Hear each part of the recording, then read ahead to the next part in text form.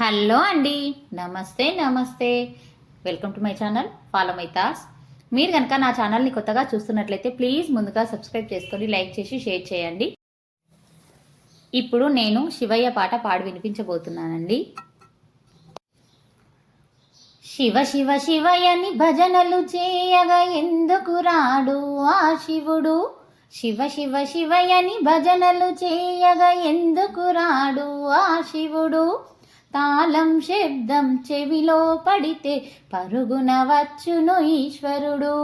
తాళం శబ్దం చెవిలో పడితే పరుగున వచ్చును ఈశ్వరుడు. శివ శివ శివయని భజనలు చేయగా ఎందుకు రాడు ఆ శివుడు? తాళం శబ్దం చెవిలో పడితే పరుగున వచ్చును ఈశ్వరుడు.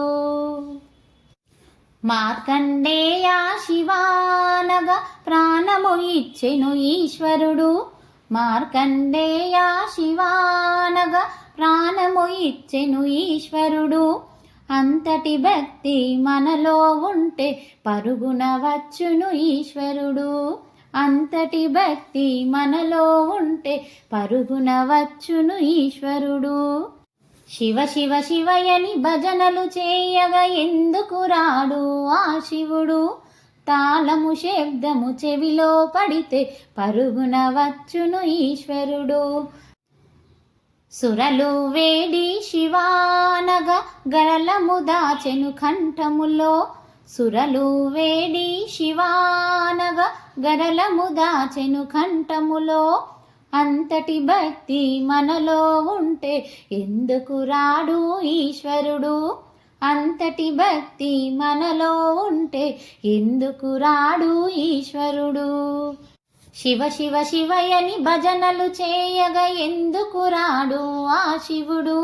శివ శివ శివయని భజనలు చేయగా ఎందుకు రాడు ఆ శివుడు?